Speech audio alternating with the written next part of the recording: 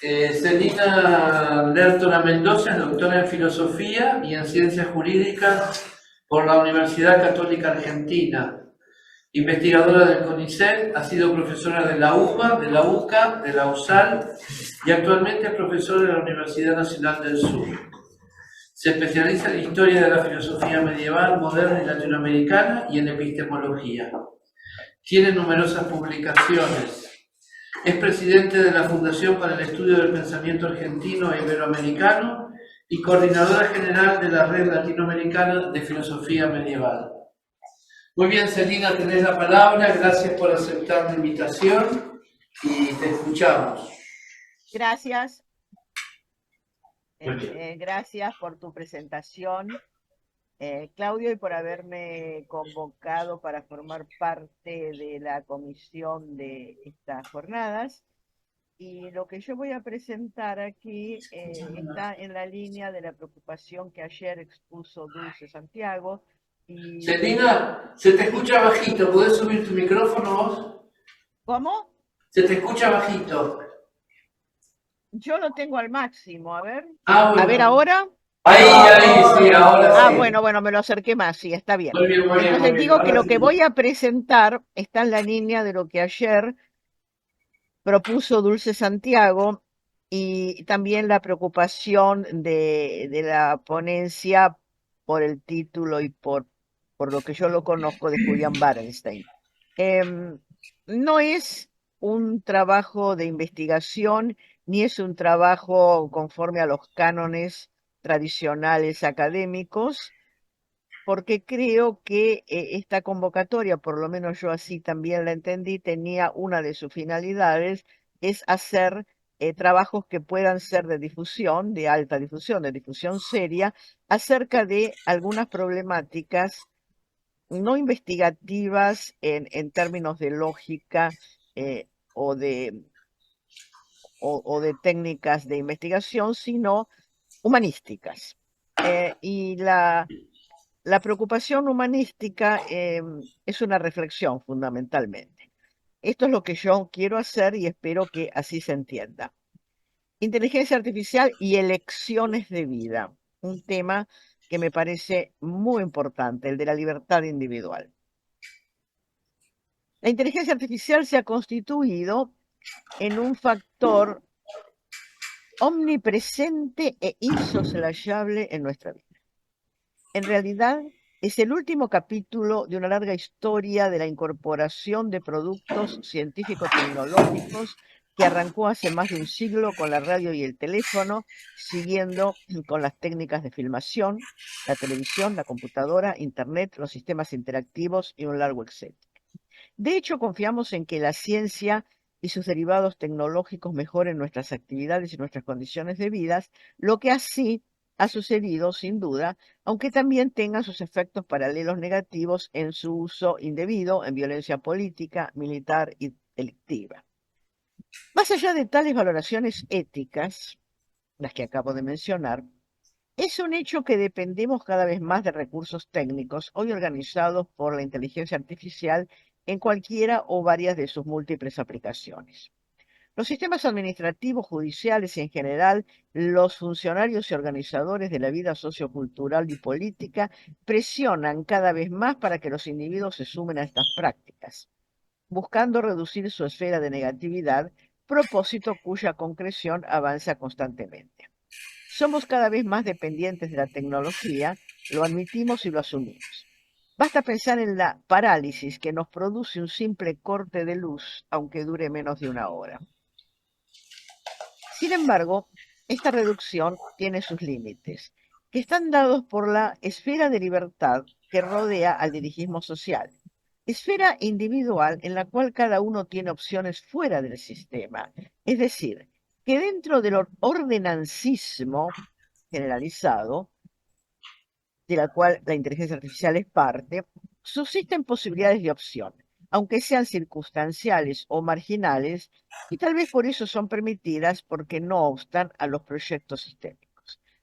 Con todo, permiten mantener al individuo en situación de elegir y decidir por sí mismo algunos aspectos de su vida, sean importantes e irrepetibles, como casarse con una persona, por ejemplo, o triviales, como elegir una corbata. Todo es importante para conservar elementos sustanciales de identidad personal porque ellos se constituyen dentro de una esfera de libertad de elección sin la cual se tornarían irrelevantes, como el nombre, el documento de identidad, etc.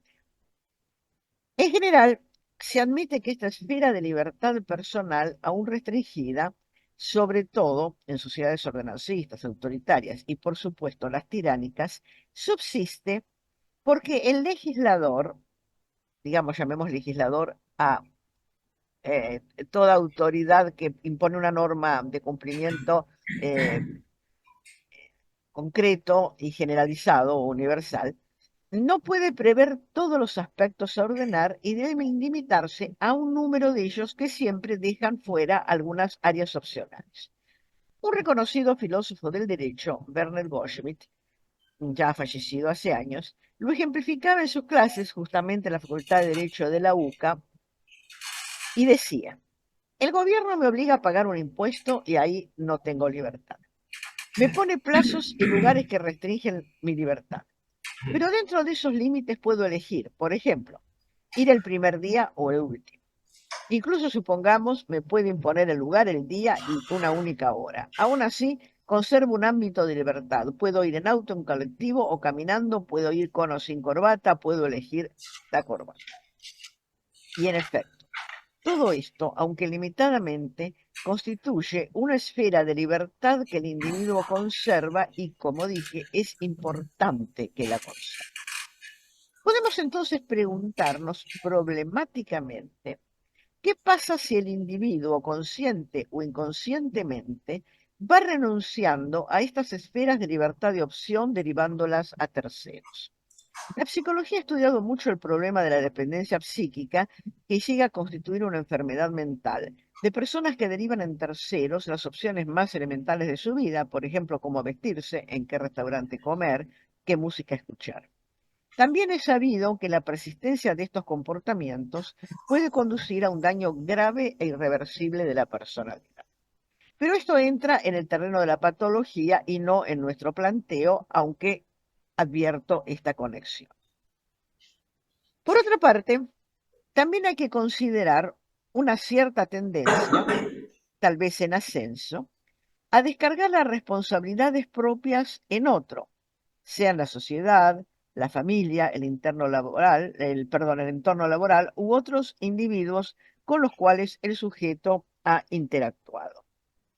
Este es un punto en que ha entrado subrepticiamente la ideología y existen teóricos que justifican acciones delictivas como consecuencia, incluso presentadas como irremediables a nivel personal, del influjo social represivo y negativo, a veces del liberalismo, del capitalismo, etc. Pero también se trata de un grupo minoritario, aunque mayor que el anterior, y por lo dicho resulta también ajeno al contexto de esta propuesta. Sin embargo, son pequeños pasos en esta dirección de abandono de la libertad individual. Hay un tercer factor que incide en este corrimiento de las decisiones personales hacia terceros, y es la moda. Aquí estamos ya muy cerca de este planteo. Muchas personas, aceptando el criterio social de que queda bien estar a la moda, lo convierten casi en una obligación y ordenan sus elecciones, incluso importantes, en función de, comillas, lo que está de moda.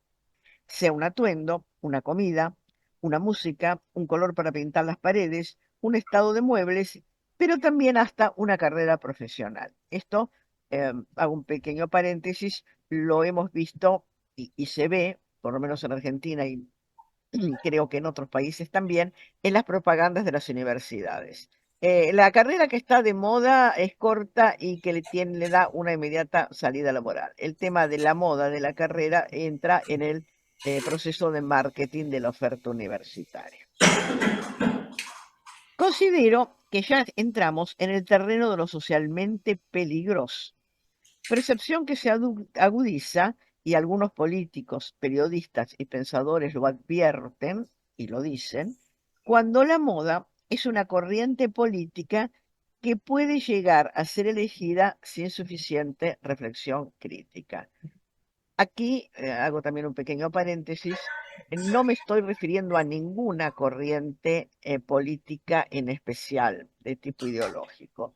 Eh, Sin reflexión crítica suficiente se puede elegir tanto un gobierno ultraliberal como un gobierno autoritario de extrema derecha militarista o un gobierno ultra socialista o comunista. No tiene que ver, tiene que ver con la falta de reflexión y de crítica como una tendencia que en algunos lugares y en algunos sectores sociales está en peligroso crecimiento. Aún así, este peligro tiene una línea de conjura o de conjuro bastante efectiva que podríamos llamar contrapropaganda de la moda, consistente paradojalmente en poner de moda la crítica a la moda y proponer sentirse bien con estar de modé. Esto es posible y de hecho surte efecto, corrigiendo al menos en algo los excesos de la adicción a la moda, que casi siempre tiene objetivos de lucro, porque la tendencia positiva no deja de ser un criterio simplemente social. Es un criterio de costumbre. Carece de un fundamento fuerte como pueden ser apelaciones a los criterios de autoridad, al menos moral, de otras áreas como la religión, la cultura o la ciencia, donde esta apelación a la autoridad surte un efecto mucho más fuerte que el de la simple moda en otros aspectos. Y precisamente la ciencia, como casi al modo de la moda, se ha convertido en una autoridad inexcusable en nuestra percepción, no solo de lo relevante, sino incluso de lo cotidiano. Hacer todo científicamente parece ser un desideratum. De ahí que la inteligencia artificial se ha convertido en una opera en su totalidad como con parámetros científicos, se ha convertido en un desideratum, y esto es lo que considero necesario problematizar. Aunque nadie pone seriamente en duda no solo la conveniencia, sino incluso en muchos casos la necesidad de recurrir a la ciencia para resolver problemas cotidianos, como por ejemplo la salud, los arreglos edilicios, manejo de maquinarias automotores, etc., hay otros aspectos que hasta ahora quedan librados a decisiones personales, incluso legítimamente basadas en el gusto personal.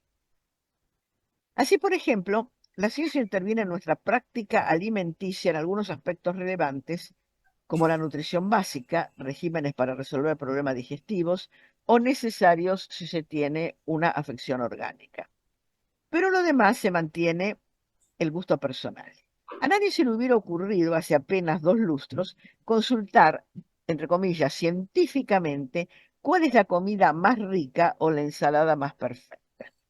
Se suponía que es una cuestión de gustos y se aplicaba el antiguo adagio de gustis non est disputandum.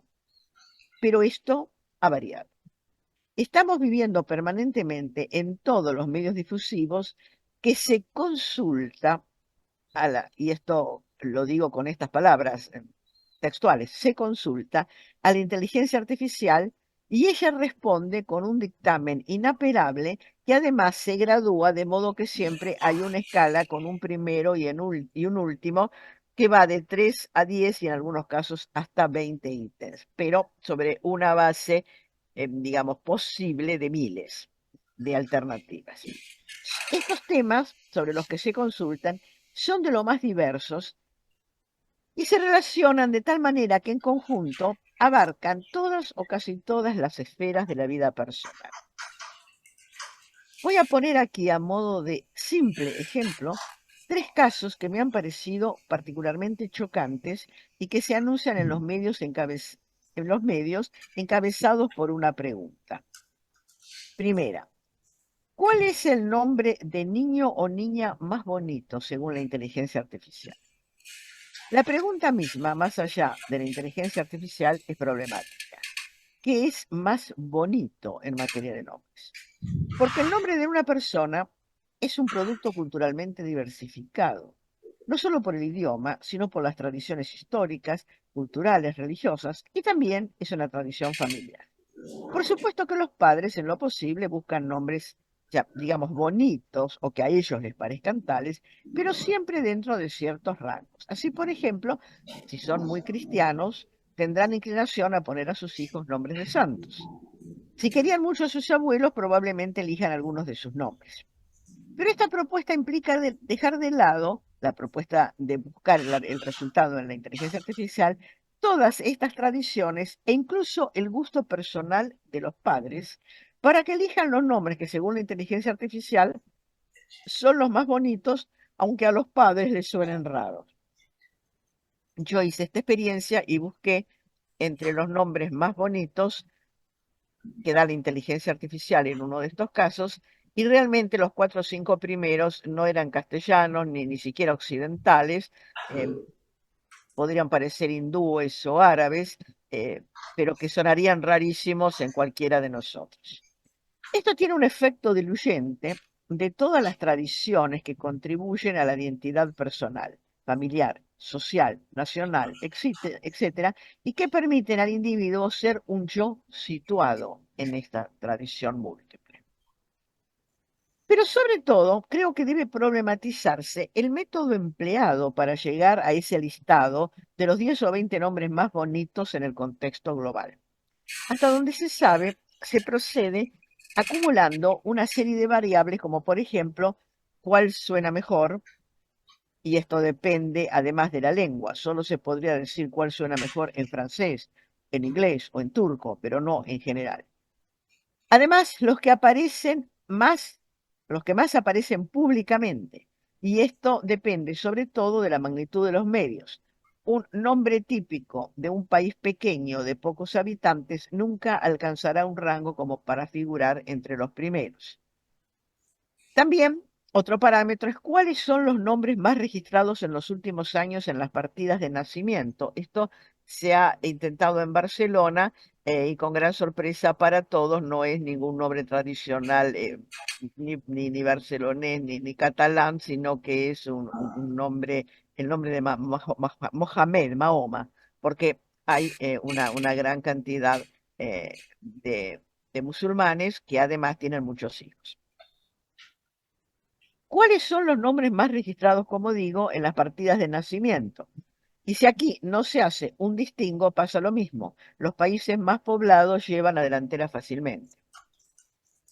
Otros son más o menos del mismo tenor. Lo importante no es la cantidad de variables, aunque desde luego esto también influye, sino el hecho de que en todo caso se trata de un informe cuantitativista que en cuestiones complejas distorsiona los resultados.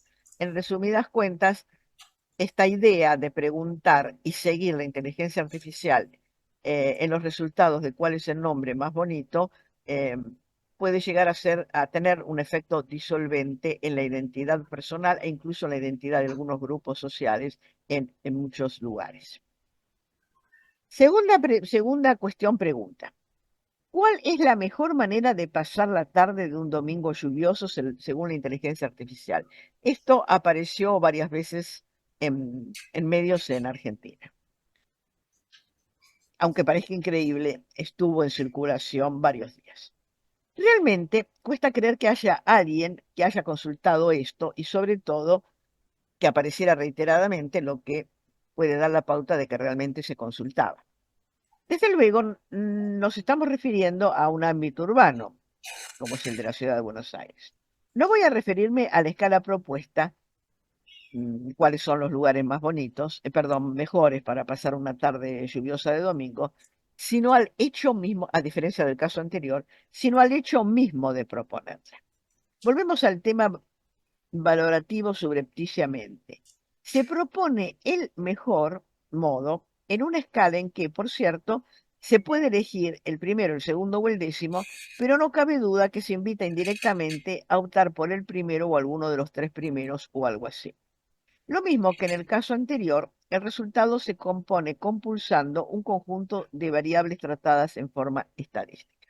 Pero en este caso resulta relevante lo que cada lugar, sea un museo, un teatro, una cafetería, tiene para ofrecer. Es decir, que se toma su propaganda de servicios y es posible que también su marketing, o sea, el flujo de público. En otras palabras, que aquí empieza a jugar, aunque no sea muy advertido, la cuestión económica. A un establecimiento le conviene quedar bien en la lista y hacer lo posible para formar parte de su propia actividad eventualmente competitiva. Pero hay más.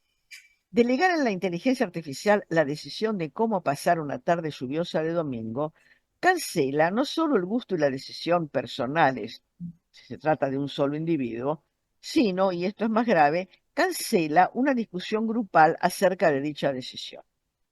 Plantear y resolver en grupo, de amigos, una familia, compañeros de trabajo, es el modo más sano, culturalmente hablando, de llegar a una decisión compartida en la que tal vez cada uno debe resignar algo, pero también ganar algo, que es estar juntos pasando la tarde. Es una escuela de ciudadanía, porque en la vida sociopolítica también ese es el modo de proceder más sano y democrático. Todos los demás modos tienen una cuota mayor o menor de autoritarismo. Cancelar el diálogo, aunque eventualmente sea una discusión más o menos larga y complicada, no es la mejor solución en el fondo para los implicados. Pongo un simple ejemplo que cualquiera puede compartir. Una familia compuesta por el matrimonio y dos hijos, una niña de 11 años y un niño de 8, se plantea qué hacer todos juntos una tarde lluviosa de domingo. A la esposa le gustaría tomar el té en una cafetería de lujo con música en vivo. Al esposo le gustaría quedarse en casa cómodo y ver el partido de fútbol por televisión. La niña quiere ir al cine y el niño quiere ir a casa de un amiguito donde ese día tenían pensado mirar dibujos animados. No se ponen de acuerdo en esto y cada uno defiende su gusto. Entonces aparece el único acuerdo inmediato posible y derivan a la inteligencia artificial la respuesta sobre la mejor manera de pasar la tarde. La inteligencia artificial, supongamos, esto también es real, lo he visto, contesta que sería visitar un museo, donde, por ejemplo, se acaba de inaugurar con éxito una exposición de trajes de la época napoleónica y que tiene muy buena crítica. Ninguno de los cuatro había pensado en eso, ni siquiera en un museo. Pero los cuatro aceptan el dictamen de la inteligencia artificial y van al museo, convencidos de que lo están pasando lo mejor posible, aunque si se tuvieran a pensarlo seriamente, a ninguno le interesa mucho el vestuario napoleónico. Un ejemplo de sutil manipulación que deja satisfechos a los padres porque, aunque resignaron sus propios gustos, lograron sin esfuerzo la aceptación de sus hijos y evitaron el pataleo que siempre los descoloca. Por lo tanto, es muy posible que en lo sucesivo, en similares situaciones, vuelvan a apelar a este recurso fortaleciendo su dependencia del mismo. Tercer caso. ¿Cuál es el mejor lugar para pasar un fin de semana según la inteligencia artificial? De esto hay montones de ejemplos y acá es estándar. Sobre todo aparece en medios de Buenos Aires y en vísperas de fines de semana largos por algún asueto y se anuncian para lugares cercanos a la ciudad a los que se puede llegar en menos de 2 horas o poco más. Este dictamen se Que suma a quedan las 10 minutos. propagandas que hacen los distintos municipios mostrando sus ofertas, sean edificios históricos, hosterías, comidas, artesanías o lugares naturales de los alrededores. Hasta aquí no hay nada que decir en cuanto a las ofertas. Es lógico que cada municipio difunda su oferta turística para que los interesados elijan. Habrá quien prefiera un lugar con lago o río, otros con estancias y un día de campo o con restaurantes de comidas especiales. En fin, variedad de ofertas. Lo que cambia en este caso es la subrepticia presión a elegir el lugar que aparece primero o entre los primeros, limitando considerablemente el margen de elección. Bien, terminados estos ejemplos, voy a mi reflexión final. Todo lo anterior arriba a mi última problematización referida a los aspectos éticos. Está en peligro cada vez más claro la manipulación, la propaganda subrepticia, el negocio. No tenemos datos de este aspecto oscuro, pero se pueden sospechar. Los interesados en averiguar algo hacen la pregunta, pero el sistema funciona de modo poco transparente. No se sabe cómo las empresas de inteligencia artificial llevan adelante la consulta. Tampoco el público sabe si consultan de un modo sistemático los datos públicos o al menos aleatoriamente cuando se deba recortar el número de consultas. No se sabe si hay acuerdos más o menos tácitos o decididamente explícitos para incluir o para otorgar los primeros lugares en casos en que media un interés económico, como en 2 de los 3 casos que mencioné. Esta falta de transparencia genera un tejido de dudas y hace conveniente comenzar a pensar seriamente en que se deben poner ciertos recaudos o límites procedimentales, a los trabajos de las empresas de inteligencia artificial y además un control desde varios ángulos: sistemas de salud, sistemas financieros y educativos. En definitiva, es necesario que las tareas de la inteligencia artificial de este tipo tengan un control mucho mayor que el actual para que no se distorsione el gran servicio que la inteligencia artificial puede brindarnos y de hecho nos brinda. Muchas gracias.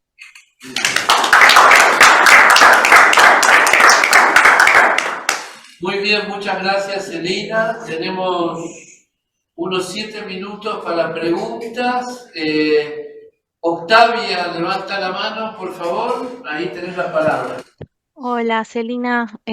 Increíble tu presentación, me encantó.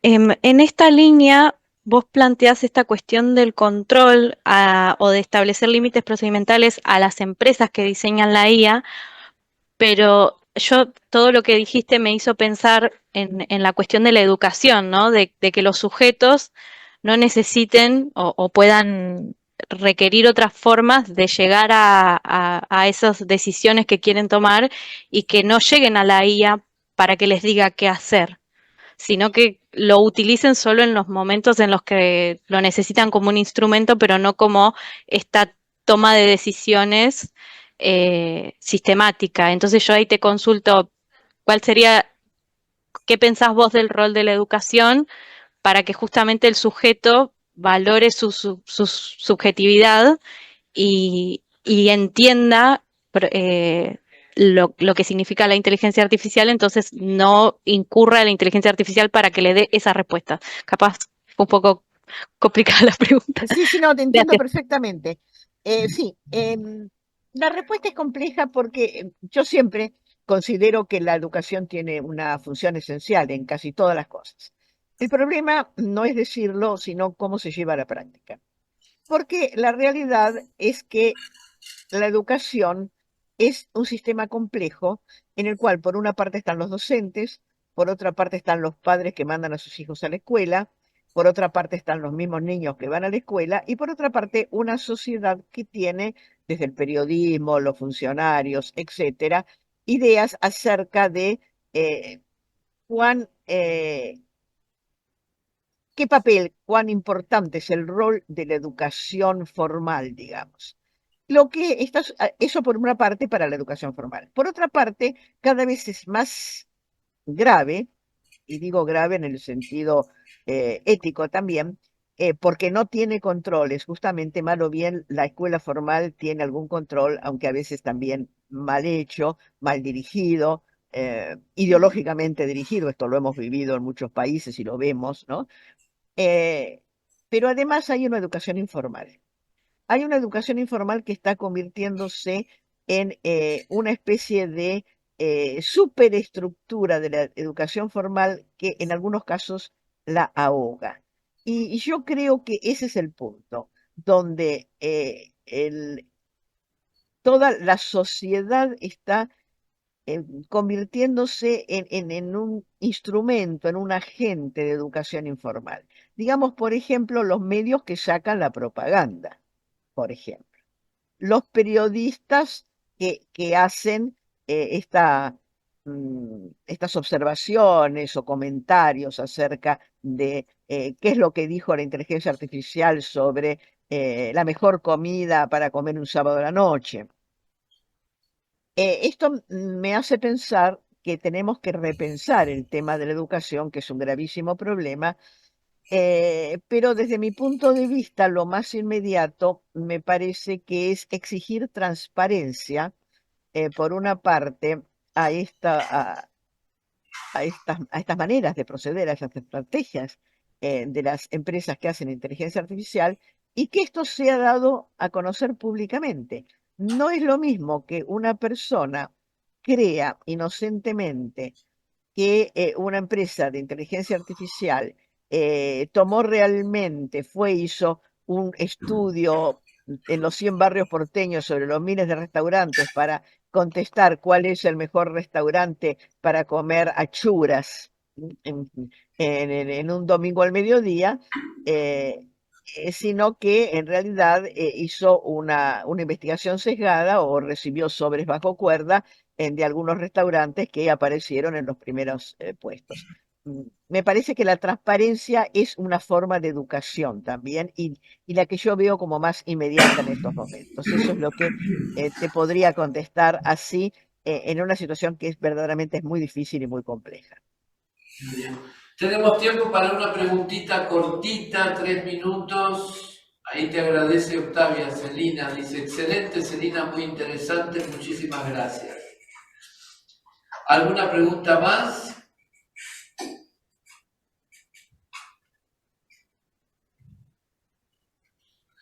Bueno, muy bien, entonces damos un aplauso, Celina. Gracias.